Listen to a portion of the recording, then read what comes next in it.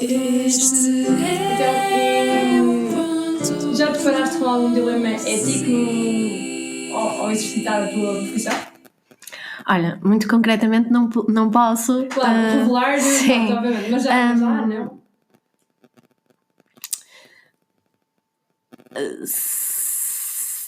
É assim, lá está, no meu caso concreto, não poderei falar disso especificamente, mas sim, há sempre questões que me deixam um bocadinho mais sensibilizada talvez, como, por exemplo, e estou a referir-me, por exemplo, e lá está, mais uma vez, não é a minha área de trabalho, mas, por exemplo, sempre seria complicado em termos... Pronto, sempre seria complicado lidar com crimes sexuais, por exemplo, depois há outra coisa que eu estabeleço assim uma barreira também, que é tratar de casos de familiares. Okay. Casos, e quando digo casos não digo enviar uma carta ou tratar de uma coisa, nada, mas casos assim, que já convoquem alguma complexidade, aquelas coisas de heranças, partilhas, sim. Ou processos judiciais, tenho algumas reservas quanto a essas questões de familiares. Limites que sim, não... Como é que geralmente é realizado um processo judicial em tribunal? Como é realizado? Isto é... Qual é o processo, ou seja, como é que geralmente se faz? Ou seja, o cliente ou o processo vai ao advogado e tal, e depois, entretanto, é convocado para o magistrado ou para o juiz? Ok. Isto, pronto, é como eu te digo, há coisas que nem sequer chegam a tribunal, claro. Mas normalmente há sempre uma pessoa que pretende, e depois também depende muito das áreas, porque o processo diverge consoante a área. No penal é uma coisa, no civil é outra, na família é outra, cada um tem no fundo o direito é uma liturgia, cada área tem a sua forma própria de tramitação, ou seja, não tratamos tudo da mesma forma, cada processo é um processo diferente e existem, e portanto o procedimento também acaba por ser diferente mesmo nos tribunais. Mas em geral há sempre uma parte que tem uma pretensão e quer fazer valer essa pretensão, e normalmente há outra parte que é a parte contrária, e portanto das duas uma, ou as partes chegam a acordo antes de sequer dar entrada numa ação, se dar entrada numa ação, quando acontece ótimo, se não acontece a parte da entrada da ação. Hoje a tramitação processual já é toda eletrónica, na maioria dos casos, e portanto isso facilita bastante.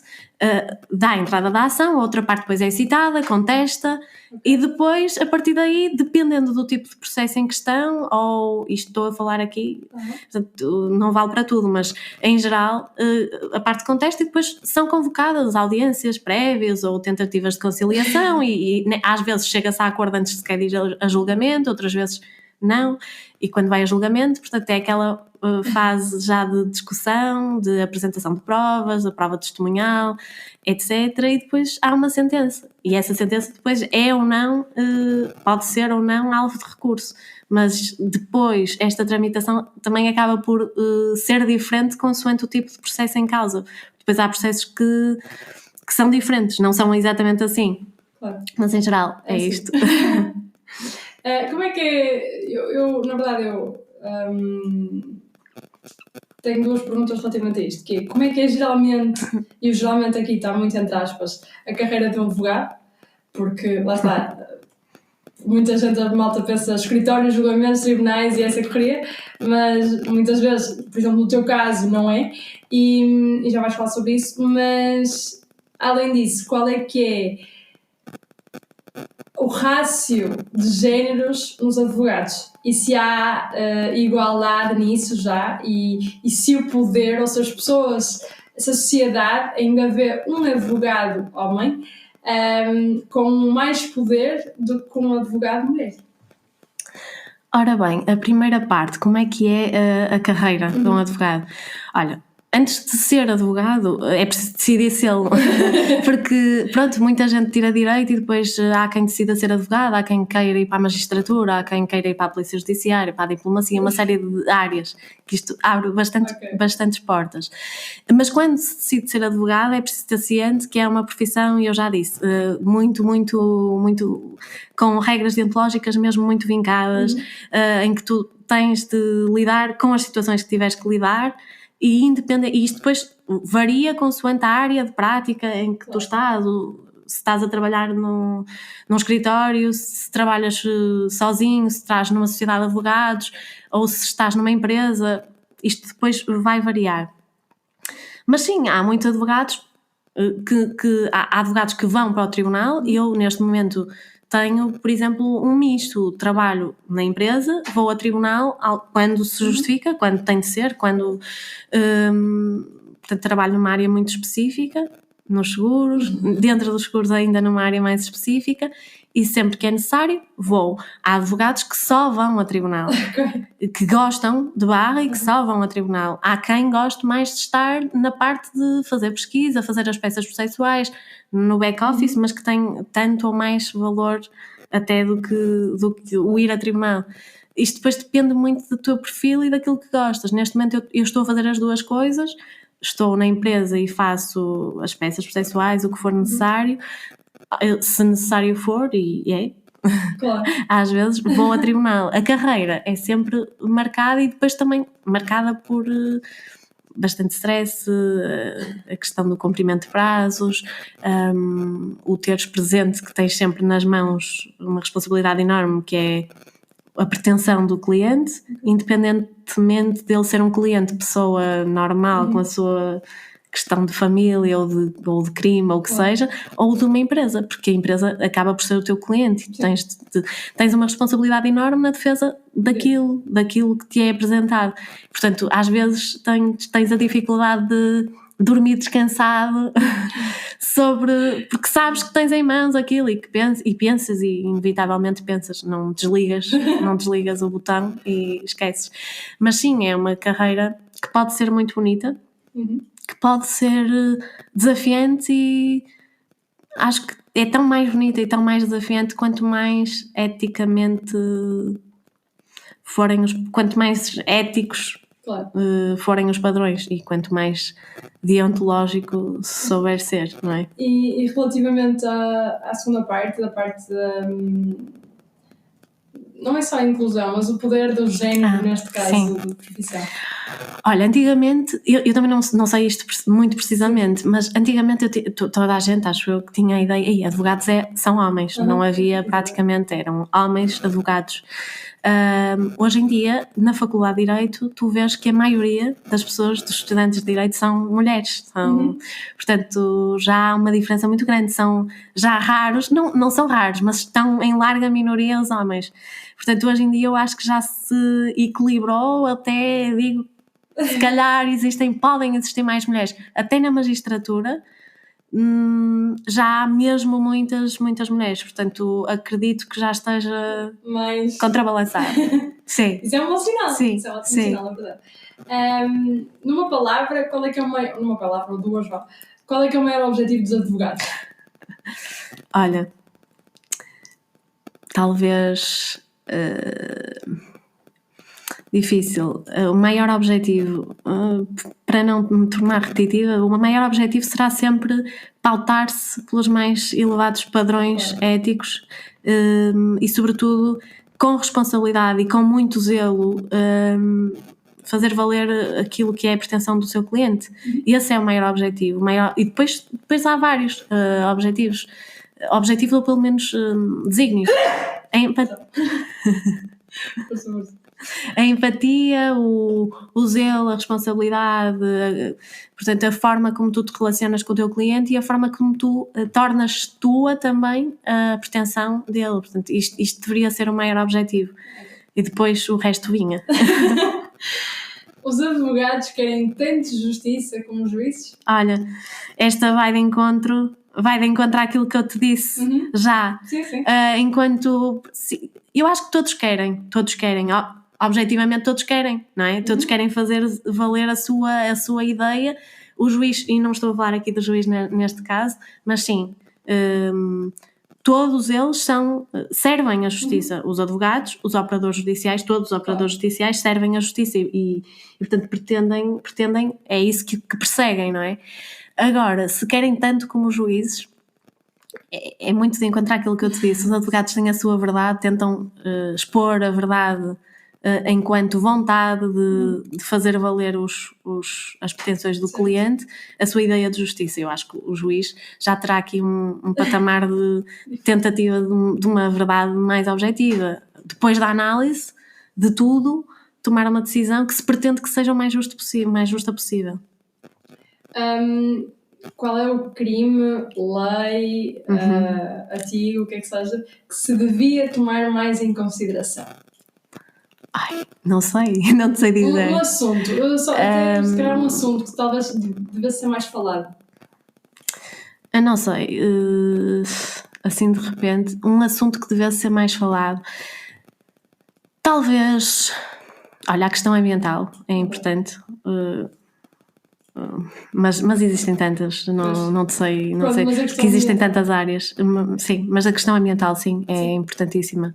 E talvez pudessem, porque é possível, tomar mais medidas perante isso, não? Já existem, mas sim. Porquê que isto não me lembro muito tempo? Porquê que demora tanto tempo a justiça a ser feita em Portugal? Olha, eu não sei se concordo muito. Depende dos casos. Depende dos casos, exato. Lá está, depende mesmo dos casos. Eu não sei se concordo inteiramente com essa afirmação. Eu acho que a justiça já demorou mais, já não está a demorar tanto. Já saíram até índices sobre essas questões. Não acho que demore tanto. Agora, obviamente, há casos que são mais simples, que demoram menos tempo. Depois também dependem das áreas. Também há áreas, por exemplo, os tribunais administrativos e fiscais têm a fama que os processos demoram muito tempo, embora também atualmente já não seja bem assim, mas não acho que demora assim tanto quanto muitas vezes se faz passar. É certo que esses casos mediáticos, sim, demoram muito tempo e o cidadão comum pensa tantos anos para se decidir isto, mas a verdade é que existem prazos e esses prazos, se são uma obrigação, também são um direito. Claro. E acaba por fazer, porque cada um tem o prazo para qualquer coisa e depois os processos arrastam-se. E muitas vezes também parte das partes, não é? Acaba por ser por aí. Mas não acho que seja, já não estamos no caminho de ser tão morosa assim a justiça. Acho que estamos no caminho de... Isso é bom. Sim, é bom. Última pergunta específica. Qual é o poder do governo sobre o sistema ou sobre a justiça em Portugal, sobre o sistema judicial? O poder do governo, como assim? O impacto que ele consegue ter sobre alguns, não casos, mas leis ou Constituição ou aprovações ou não, pronto. É assim, à partida... Qual a influência? Não, é assim, nós temos, a Constituição é a lei suprema do país e define uma série de coisas, consagra os direitos fundamentais, a estrutura do Estado, portanto, os princípios essenciais por que se rege o Estado, e a estrutura e define os 4 órgãos de soberania, não é? O Presidente da República, a Assembleia, o Governo e os tribunais. Portanto, à partida, eles são independentes e à partida há política, o que é da política, há justiça, o que é da justiça. A forma como portanto, também é estabelecida a forma como eles se relacionam. Agora, de facto, assim, nós vemos na televisão tanta coisa e questionamos se de facto existe influência ou não, mas à partida eu quero acreditar que a independência está garantida. Agora, acho que os meios de comunicação social também têm aqui um papel muito importante nesta questão. E muitas vezes,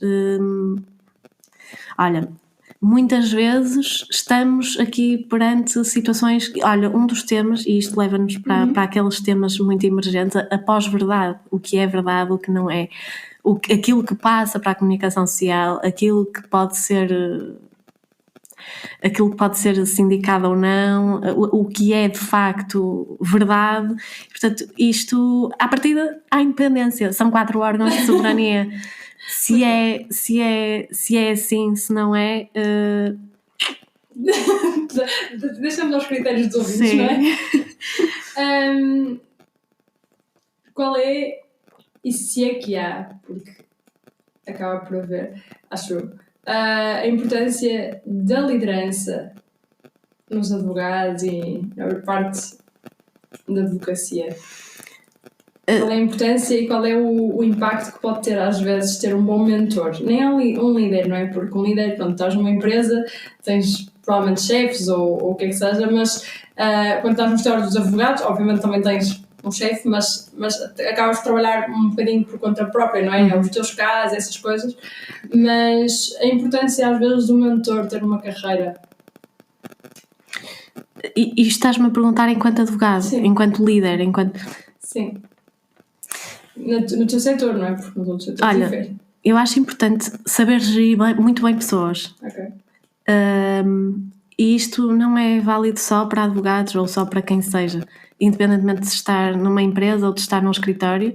Acho que a pessoa que é escolhida para gerir as outras tem de ser uma pessoa capaz, isenta, que consiga deixar de lado preferências, deixar de lado o gosto pessoal e lá está.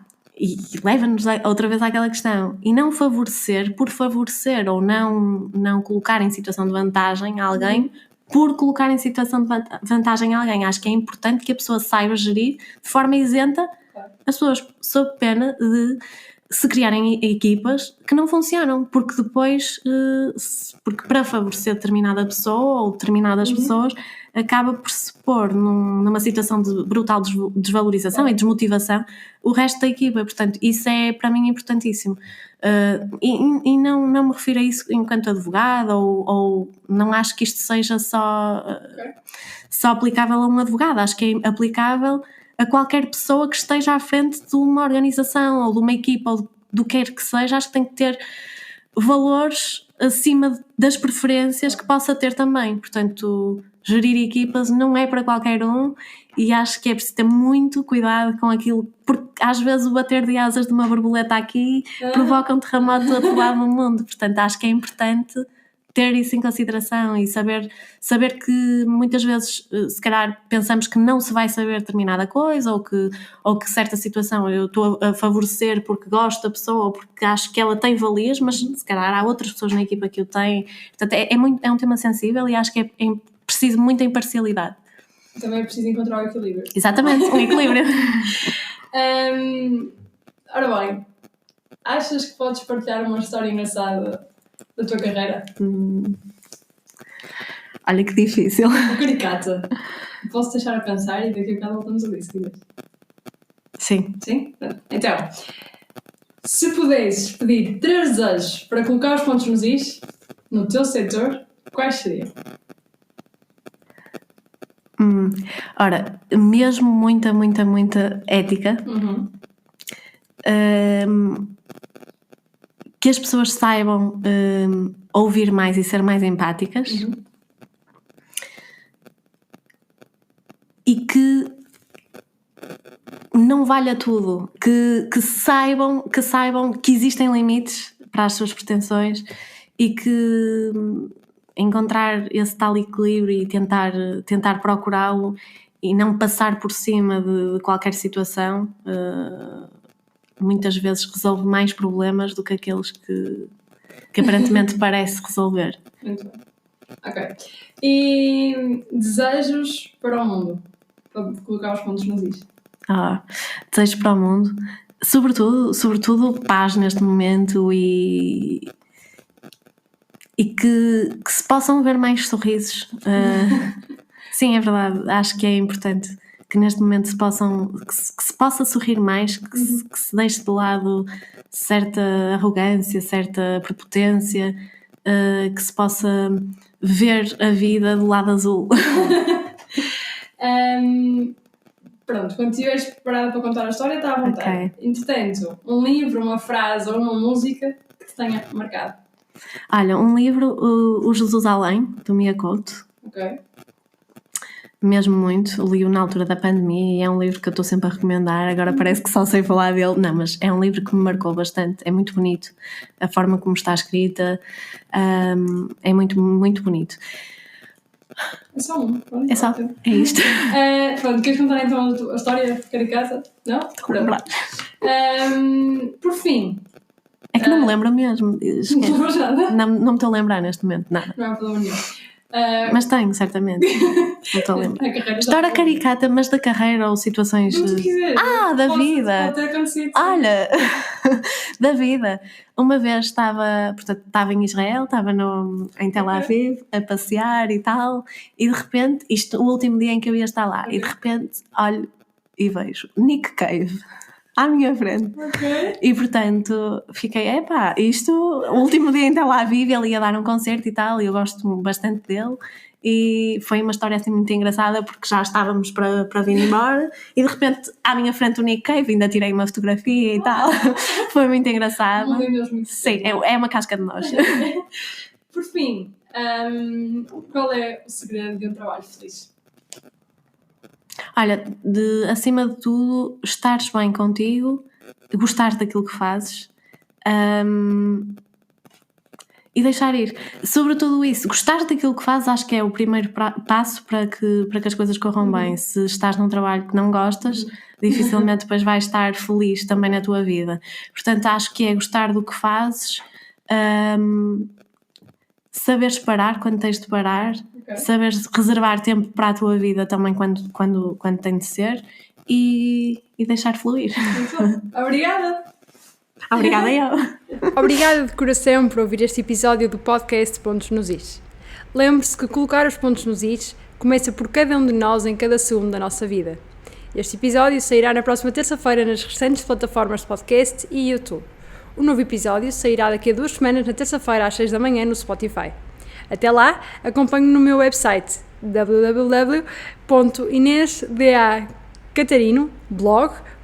www.inesdacatarinoblog.wordpress.com e redes sociais, no Instagram Inês D.A. Catarino. Um grande beijinho e sejam felizes!